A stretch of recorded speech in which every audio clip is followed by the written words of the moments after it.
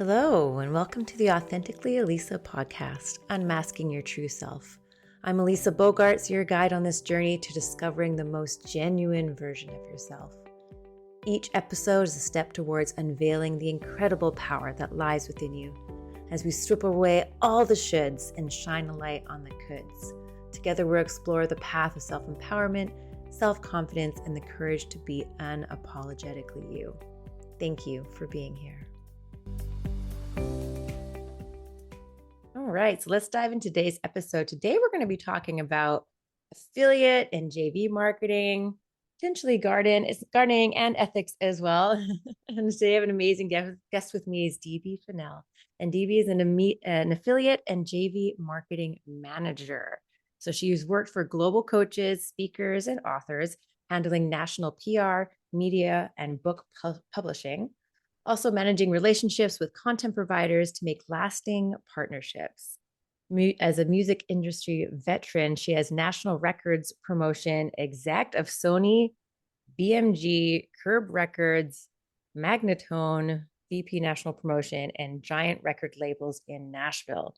DB is also a master gardener, which I know last time we met, we were chit-chatting about gardening the entire time. Welcome, DB. It's so good to have you here. Thank you. Thank you for having me. I'm enjoying this. Yeah, me too.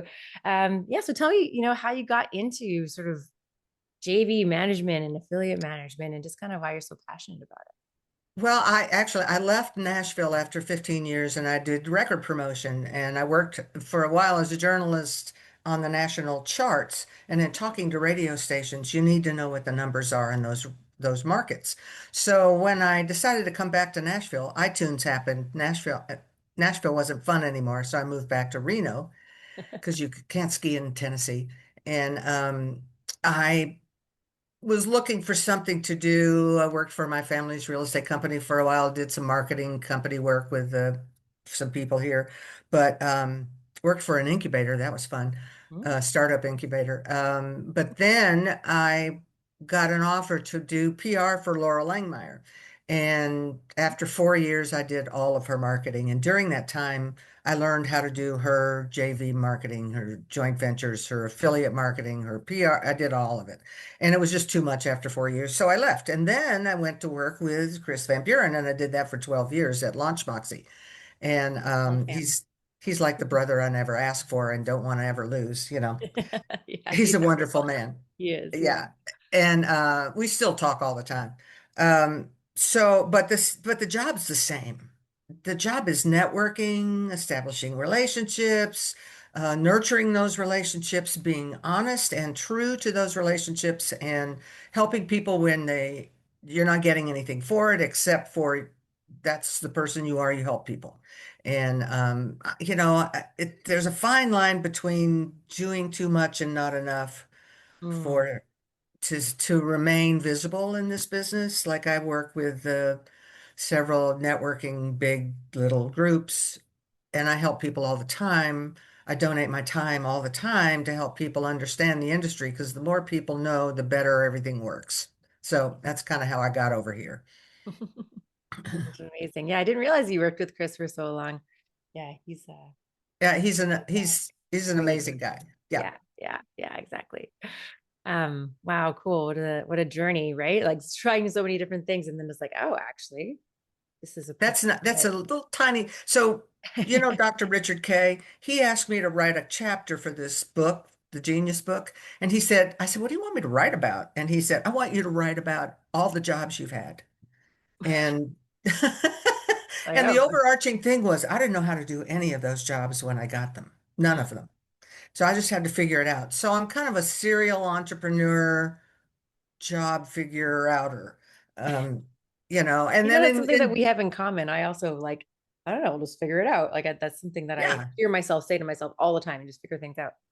Yeah. So it's one of the guiding things of my business career is say yes and figure it out. And, so, and every one of my clients has another software system, CRM, affiliate program. They all have different. So you have to go learn them. Fortunately, I'm not afraid to push buttons. I cause problems sometimes, but I don't have, I'll push the button and figure out what it does. I Yeah. only Yeah. need a few things from a CRM or an affiliate program. I need to know how to pull links, get the swipes, and create a new account. It's really all I Yeah. need, and be Yeah. able to track it on the backside. And you would be amazed at how many people don't have tracking on the backside, so they don't know how anybody performed. Right. And Yeah. Yeah. yeah, so you're going to ask me a question later on that I'll apply that same conversation to. So. Okay. Perfect. Excellent. Yeah. So, with running your business and all this networking and partnership, what does running your business with authenticity mean to If you say you're going to do something, do it. you? Mm, If you if you don't do it, apologize for that, or fix it, or find a way to appease the situation. And sometimes apology is the way to do that. People have such a hard time saying I'm sorry, but it's so easy to do. But their egos get in the way, and they say, "Well, I can't apologize for anything." Well, you just caused yourself a whole lot of strife, and that client probably, or that person, affiliate, JV, whatever, will probably never work with you again because you muddied the waters with your own ego. And, yeah. Yeah. Yeah. And you even know, it's like also something about taking responsibility as yeah, well, yeah. and like that kind of comes with the apology, like, oh, like, I'm sorry, like, this is what happened or whatever, I And find a lot sometimes of I people don't take know. responsibility. It blows my mind. Yeah, and sometimes I know it's that person's fault. They dropped part of the link and they thought they sent 1,000 clicks, and we didn't get them because they didn't use the proper link. And they didn't check the link before they sent the email with the link in it, Mhm. And Yeah. just at the bottom of everything, I'm going to say this to you as an affiliate manager. My job is to get people to push the button and opt in. That's really what my job is to get the right people to the opt-in page, to the sales page, whatever, to push the button and opt in. And I'm not really interested in what the content is, except that there are some things that I won't get involved in. And they're outside my scope, my education, my knowledge, my network. So, I will do that. But most of the time when mistakes happen, what are you going to do about that? Well, you're just going to fix it and move on. Yeah. Apologize, move on. Yeah. There's always the next thing. I learned that in the music business. I used to get so excited. I have a whole wall full of gold and platinum records over here. And I used to get so excited when I got a gold record, but the pressure doesn't let up because you got to get the next one. You're Mm, already working three or four other records, and so you got to get those next one up the charts too. So it's the same thing here, right. Yeah, next. exactly. Yeah. Who's next? So how Next. do you think that we can reshape business to be more in integrity? Well, I think that we have to, this is a hard subject because I'm not really a person who publicly calls out misdeeds, but I do have a network of other affiliate marketers, and we will let everybody know who's a bad actor. Chris and I had a blacklist. Don't tell anybody that. Oh, well, I just did. Um, we had a blacklist of people we just wouldn't work with again. But so I think that you have to educate. That's really what the answer is. So we talked about gardening. When I have to educate the public about how to treat public gardens. It's the same thing. You have to educate people on what being an affiliate and a JV means Mm, and what the proper um, behavior is. If you right. don't tell people what the parameters are. So you asked about earlier about working with people who immediately want a JV. Well, there's a whole series of questions I'm going to ask before that JV is going to happen. The first is, what's the Mm, size of your list? The second is, who's on that list? Which means, what right. is your content, and why did what these people are there because of your content? So would they like my client's content? So that's the Right. third or fourth question. You got to figure out, you do this, so you got to figure out if they're viable. There are tons of people who want to JV with my clients who are just not the right fit. So you Right. have to gently, professionally say, well, this isn't going to work. And you don't have to do much more than that. This doesn't Yeah. fit my client at all. I learned that when working with my client William in Brazil because he's in a whole different area. He does make money online biz op kind of. He's CPA, cost per acquisition, cost per lead kind of activity. most people on this side of the personal development side of things don't know anything about that. I didn't know anything about it. So you can't mix the messages. You can't mix the formats. It's like trying to play a country music record in hip hop on a hip hop radio station. That ain't gonna work.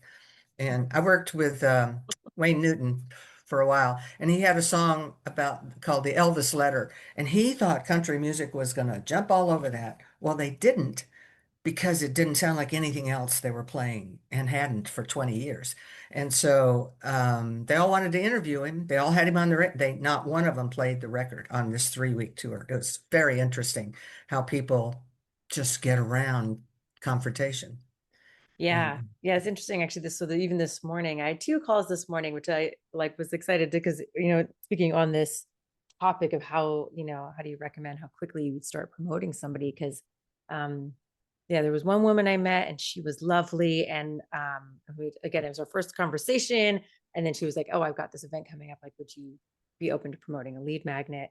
And so I said, yes. But I also wanted to have her on my podcast. So I think if I have her on a conversation, I'll kind of get a better sense of what she's yeah, like. right. Because like our markets, our audience aligned, and what she does like align with what I do.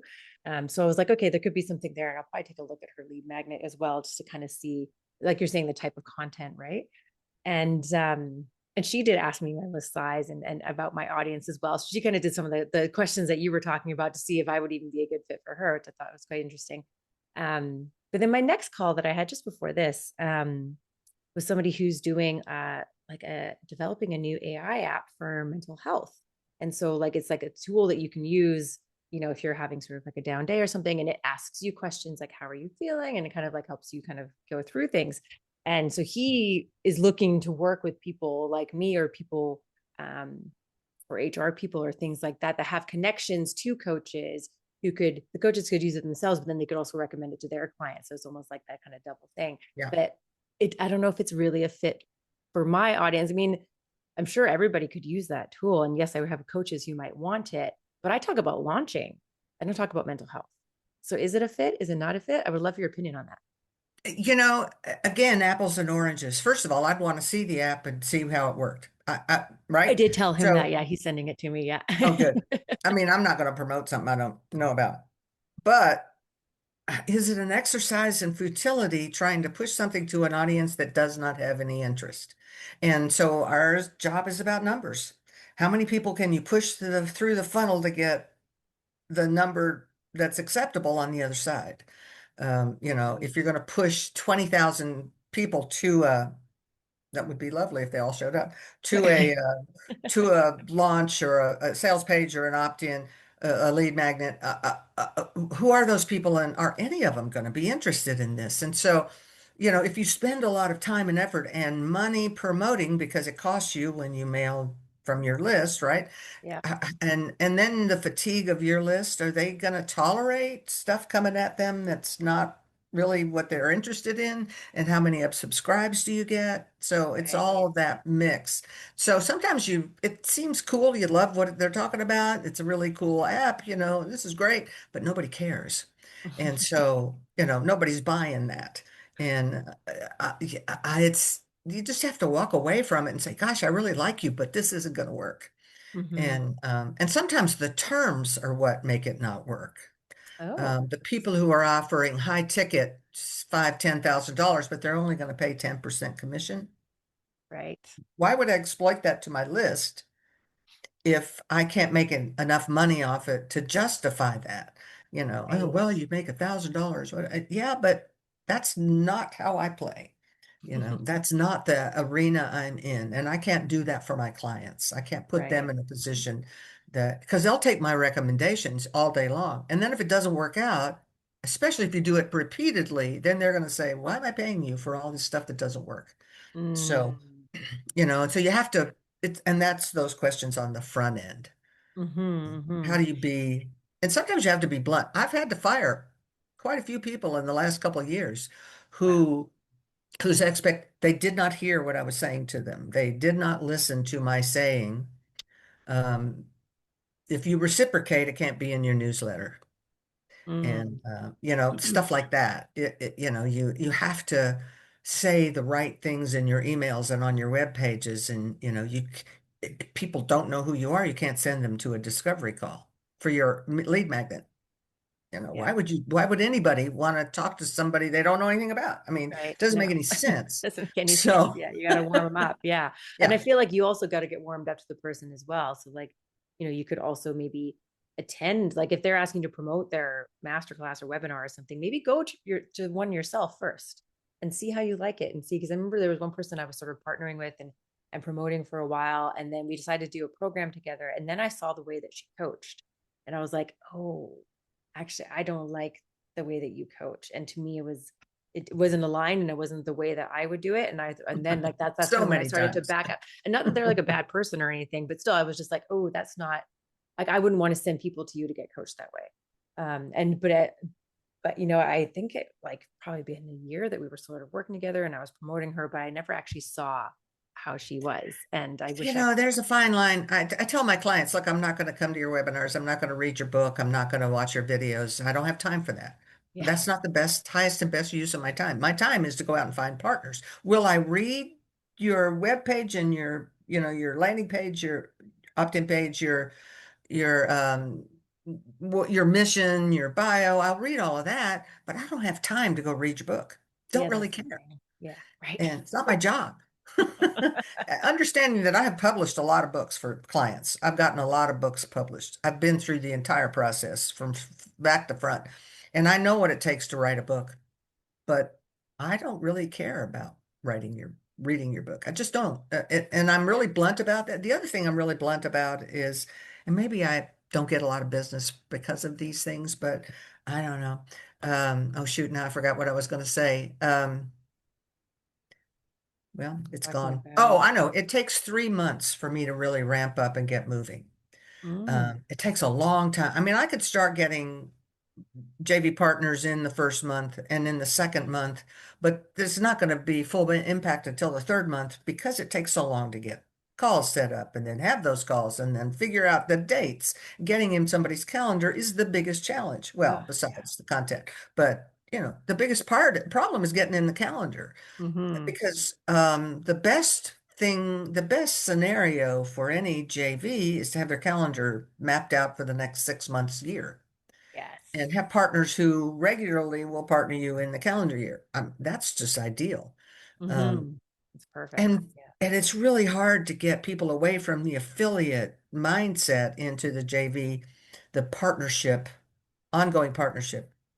Yeah, Um, yeah. So let's talk about that. Like, what's the difference between an affiliate and a JV? Well, an affiliate is one way. You send them your link and the swipes, and they mail to their list, and they get a commission on whoever buys. That's it. That's the end of that relationship. A JV is a two-directional agreement. You mail for me, I mail for you. The dates have to be figured out because do you mail first? There's a whole big power play that happens around who mails first. Right. Yeah. The bigger the list usually dictates who mails first. Right. If you want to Yeah. play with us, you have to mail first. Now, the bigger the list, like if you want to play with Mind Movies or John Assaraf, you got to deliver a whole bunch of clicks and opt-ins first, and Right. then they'll consider testing a mailing for you. But, they're the big dogs. They have huge lists. I Yeah. think Glenn has 1 million people on the Mind Movies list. That's Like, really? Okay, well, but he has the same. I'll get back to the leads issue later on, but ask me the question again. the difference between an Oh, affiliate and a affiliates and JV. JVs, Yeah. right. So, um, JVs, so joint venture is an agreement between two parties to do something together. And when I worked with Laura Langmeyer, one of the first things she says was, "I want you to handle all my JVs." What is that? Well, sometimes it was a contract with somebody who was going to be a coach for her ongoing, live at her coaching stuff. This was at Lake Tahoe. Other times it was going to be, one time some guy wanted to write a theme song for her to play when she comes on stage, and he wanted 15 grand for it. So Wow. she would say yes to things and I'd have to come back behind and say, yeah, no, we're not doing this.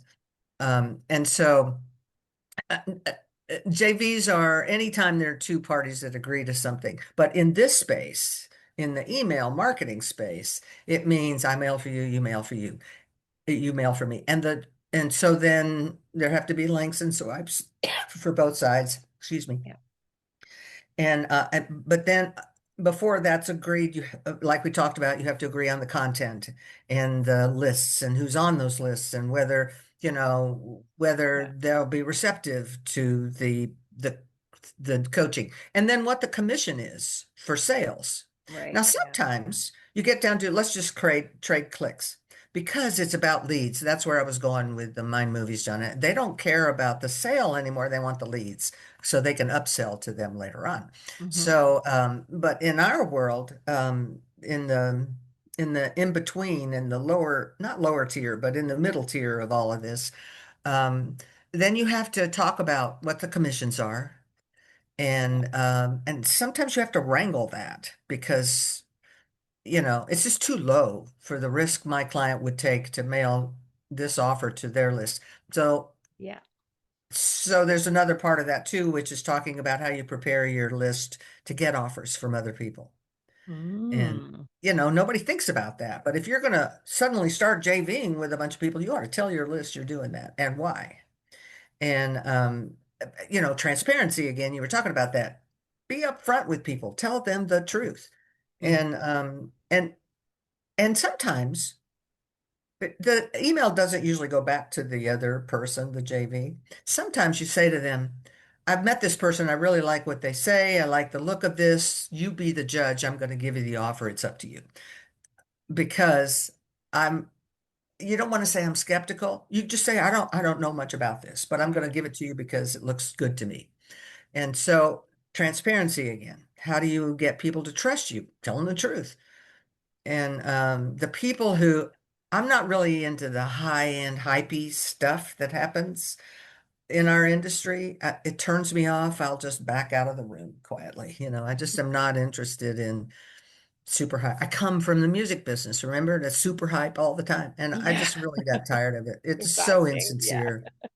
insincere. It's so funny So, hearing you say so much stuff. Like it, you and I have so much in common because I too often, like even with launches that I do, I remember once I had there was somebody who was, a prospect, maybe we were having the conversation, then he just launched into his whole story and it went on and on and on. And I was like, and then he's like, well, I'm going to send you all the details of my program. I'm like, no, I don't need to know any of that.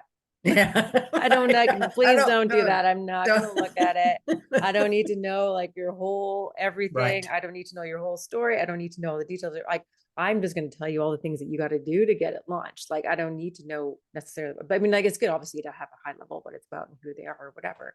But like, all of that is like, nope, don't care. Same with me. Nope. I won't read someone's book. Nope, don't Same care. thing. Yep. Nope. Not doing The that. hype, I'm just like, I'm good. I was like, I don't need to be a part of that. Yeah, it's just Yeah, not. it's an interesting aspect of what we do, and Yeah. and I say to them, I just have to be objective. I do the business end of this, and you're trying to justify your existence of why you coach. So, startup coaches, one of the first things I tell startup coaches is a lot of them come from social media. They've had some success talking to people on social media. So then they come over here and they keep talking about themselves in the same social, like TikTokers or whatever. That's all about the cult of personality. Over here, it's about the problem you solve. And so one of the first things I do when I start working with somebody is go through all of their swipes, all of their email funnel, their web page, all of that, and take out all that. And Mm, they're coaching to justify why they coach. right. And they don't really, because the first thing I say is, what are your credentials to coach? Well, Mm, I went through this coaching program. So you don't have any actual psychological coaching. You don't have a degree. You don't have any business acumen degree.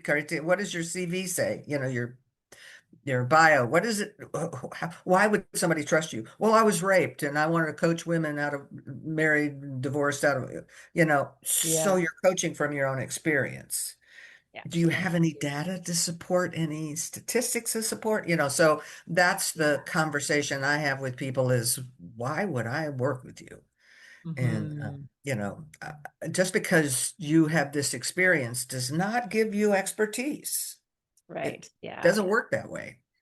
Yeah. And I think a lot of people get taught that, Right. because, you only have to be a few steps ahead of the people that you're coaching, which has some truth to it. And like, yes, you have more experience than them, but you also need to back it up with other things. And I think maybe that's something with the coaching, because I did coaching to start with. At first, I started health coaching, which made sense because I was always very, all about health, but I wasn't like a And you had credentials. nutritionist. Yeah. Yeah. And then, yeah. And also I was like very experienced in it. And then when I switched to life coaching, it didn't it wasn't in alignment with me. I didn't really feel like I was being, I mean, I was being authentic in certain ways, but in terms of integrity, I was like, and then I felt like I was just following the script because I did my coaching certifications and I got 4 certifications, but still like, and it never felt right for me. And it kind of gave me anxiety because I was like, oh my God, I got to ask the right questions. I got to give them transformation, and all I kind of had The was my fraud own syndrome. experience. Right. Yeah. And then so when my business coach was like, "Well, you've got all these project management skills, and like, why don't you use that?" And then that's kind of where it switched. And now like it's kind of interesting. I never really thought about why the coaching didn't align with me, but I think it's always that like, oh, well, but you have this experience, so therefore you can be a coach. And yes, and there's Yeah, got to be not more to it. really. Well, Yeah. and Yeah. so if you bring everybody back to the problem you solve, that's the conversation that should happen. That's your lead magnet, your opt-in, your content, all of that is the problem you solve. And it's Hmm. pretty simple when you pull all that other ego out of the way. Yes. Yeah. And there's a lot of narcissism in the world. And unfortunately, these generations, younger generations, thinks that's an asset. Right. Narcissism is an asset, and it is not. And so it's a lot of coaching programs. I'm being careful not to name names. Um, Hype on the front end, all the stuff, all the templates, all the things they're going to get, all access to leads, blah, blah, blah, they're going to get. But on the back end, they're using VAs out of the Philippines who don't know anything about what they have a script they're reading. You could tell it's a script because the pronunciation, all that stuff. I've worked with the coaching programs that send leads. Chris and I did that. Mm. And they got no support on the back end. They had no idea what they were doing. So they were expected to do all the work given all these templates, but that's just deceitful. Yeah. And then when they tried to get their money back, they couldn't get their money back, and there's a whole lot of that going on. And one little thought I had here was that a lot of coaches, have this one little kernel of truth, one truism that happened in their life. It's one thought they had. They went, "Oh, this is genius. I'll write a book about it. I'll do a coaching program about it." And my most classic example of that is John Gray. The Men Are from Mars, Women Are from Venus book launched him, and he's still working that stuff 55 years later or something. I don't know. I almost got divorced over that book. And Oh, it's, I don't know. It can't be that old, is it? it's that old, yeah. Is it? It was Wow. in the early 70s when that book came out. And so and I've said that to John. I've said, man, you have milked this for a long time. I did a project with it. It was awful, but I did it. I got out of it. It was terrible. It was with another person. And there's another thing. I sometimes you have to just walk away from stuff that might be lucrative. But Mm. everything in my body was telling me I didn't want to be involved in that. And sure enough, after I got out, and maybe I caused it, I doubt it, it crashed. I don't have enough ego to think that I did that. Yeah. Um, uh, but that people coach from that one little kernel of knowledge and then they blow it out into this big coaching program. And there are a lot of guys coaching about business who actually do offer value. I don't really like some of them. They're alpha males and they're not really my pals, but they're not wrong. Mm. And so I respect that, Right. just different styles. I respect that and but I don't work with them. And there are lots of these high-end guys who wanted to hire me in the beginning, but they were so condescending. I went, yeah, no, thanks. Yeah. Pass. Got to be some respect there too. No, thanks. So if we were to, like if someone were listening to this show and they were like, what's something I can take away in terms of JV? What would be sort of like an action or something that we could give them to do? Research. Do your research first. Find out who it is you're talking to. Google them. And don't Mm. just Google the stuff that comes up first. Go dig down into those other pages and see if there's any negative about that person. Find Ah, out the good stuff about that person. Go look at the website, but also type in the question in Google or Bing or wherever you are. Type in the question, do you have any negative info on this person? huh. And see what comes up. It's so simple to do and nobody does it. Yeah. And, Interesting. it's I never really thought about simple, that. Yeah. especially if they're in question. And then you can get really specific with AI tools now about Mhm. asking those questions, you know. And so uh, I'm surprised a lot of the time that I don't find anything, which is great. That's really great. Nice. That's But awesome. but the advice is to do your research and then ask questions. If you and before I have a standard list of things I'm going to ask people. Um, that when I want to work with them. And then I have to stop and make sure they're hearing me when I say, this is what it costs. This is how long I think it'll take to ramp up. And then, and then they're always trying to get me to quantify and qualify what I could do for them. How many leads, how many JVs can you bring me? How many affiliates can you bring me? Don't know. Don't know yet. Till I go out there and try, I don't know. And I'm not going to lie to you about it. I can Mhm. tell you what I've done for other people. I can tell you what's happened with certain products and programs, but I'm not making any guarantees because it's nebulous. It's too hard to quantify that. And will I tell you how much I think I can bring? Yeah, but you're not going to get me to get locked into deliverables because it's just too hard to quantify that. Mhm. And everybody you are nodding your head, but everybody in the industry who does this will tell you, I can't tell you what the results are going to be because a lot of it depends on your content, your Yes. web pages, your sales page, your opt-in page, all of that depends on what you do. And I'm Yeah. just the vehicle to find people, you know. Yeah, I do see the same thing. I find that sometimes people are like, no, you got to give them a guarantee. And I was like, okay, well, I guess I can guarantee that we're going to get you launched. I can guarantee we're going to do it in a timely manner. I can guarantee it's going to be structured and organized, and I'm probably going to Right, reduce your stress. But I'm right, not going to guarantee that you're going to make 100 grand because I'm not right, selling it. You're selling right, it. right. I'm not doing, I can help with some of the promotion, but if you only I can only do the passive. I can only do the email marketing and the social posts for you, but you got to be the one in all your networking events talking about your event. You got to be the one doing it and getting your speaking gigs and promoting it. You got to be the one sending DMs and calling people and right, like that's all you. You got to be doing like, the Yeah, non-passive marketing for your own event and to get people there to, to sell your program. Then you got to sell it well, and then you got to follow up. And again, like I can send an email for you on your behalf, but you got to do more than that. And so I don't like to guarantee. yeah, the guarantee part is really a tricky thing for us. And when people hire me, then I start digging through their pages in their back end and find out they don't know, they can't track. So, and then I say to them, you got to go fix that. What? And your page doesn't work. By the way, did you know your opt-in form blocks they can't read anything on your page because you're asking them to opt in before they read anything. And, my big bugaboo about these Calendly appointment things and the forced opt-in. Yeah. Um, I'm talking about that a lot because it's not legal and everybody does it, and it causes me to have so much email in my inbox that it's Mm. irritating because I didn't ask to get on your list. You forced me because you wanted to talk to me, and so and will tell them just expect I'm going to unsubscribe from everything. What? Yeah, you're going to get an unsubscribe from me because I didn't ask to be on your list. I And have that too with JV partners. Like, do you want to put on your email list? I'm like, no, no, please don't do that. I no, I already do have not too many care. emails. I can't even handle what I have.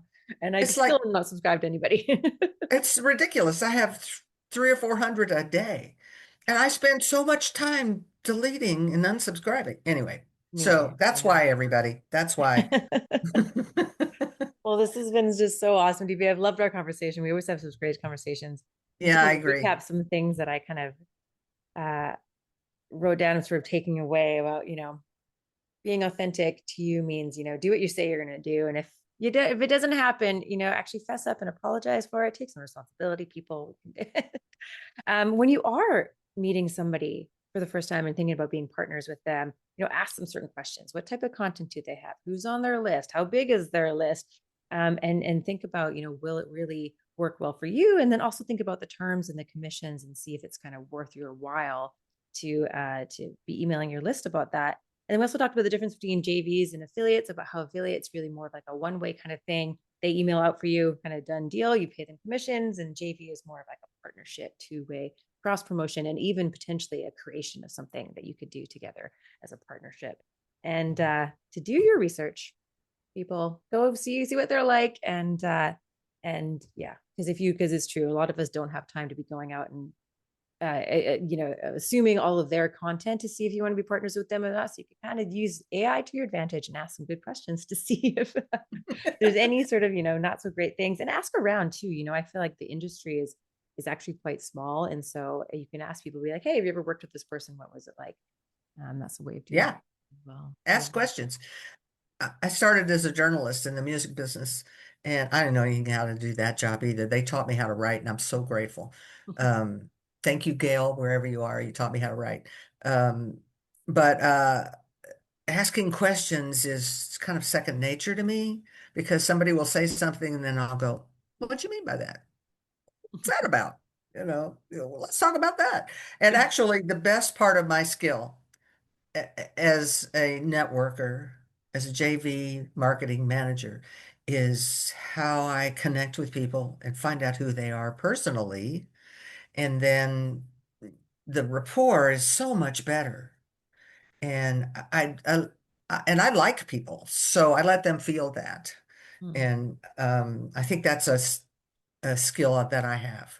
I Yeah. also offend a lot of people, and you just have to get past that. And I think that's kind of part of it, going back to what we talked about earlier about being your authentic self and being your authentic Yeah, self in business and with all your partners as well. yeah. Because if you show up and you're not being that and you're giving them a certain persona, whatever it might be, it's not going to be a good, true It's not going to be so, good. yeah. Yeah. So just be you. And the Uh, backside of that, when things don't work, is not fun. yes, It's exactly. not fun. Yeah, not fun at all. So how can our listeners find you online? You can find me on LinkedIn. You could find me on Facebook. LinkedIn's probably the best avenue. You can find me on Substack too, but I was writing about music over there, so don't go there. But Debe Fennell, Debefennell, on LinkedIn is probably the best way to find me. I have two LinkedIn accounts. I'll find you either way. Don't start about how did that happen. And but you can find me there, and I'm responsive. I check those things all the time, so I'll look, because that's the way a lot of people find me. I wish I had a website. I'm writing a program. I'll have to create a website, and then you'll be able to find me there. I've been working on my website forever. I Get there know. at some point. So do Yeah. you have any Thank you, final WordPress. words? Any final words of wisdom to finish us off with? It's just a pleasure having to get to talk to you, Elisa. Just it's a pleasure, and thank you for giving me the opportunity to talk about what I do. Yeah, you're very welcome. It was so great having you here. I always enjoy our conversations. Whenever I see you in a networking event, I'm like, oh, I hope we're going to be in a breakout room Me together. too. I feel the same way. So Awesome. thanks. Thank you. Yeah, thank you too. Thank you so much for listening to this episode. I hope it inspired you to live a more authentic life.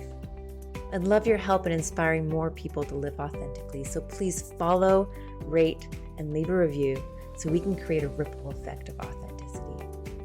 Until next time, stay true to you, be bold, and thrive on your own terms. This is Elisa, signing off authentically.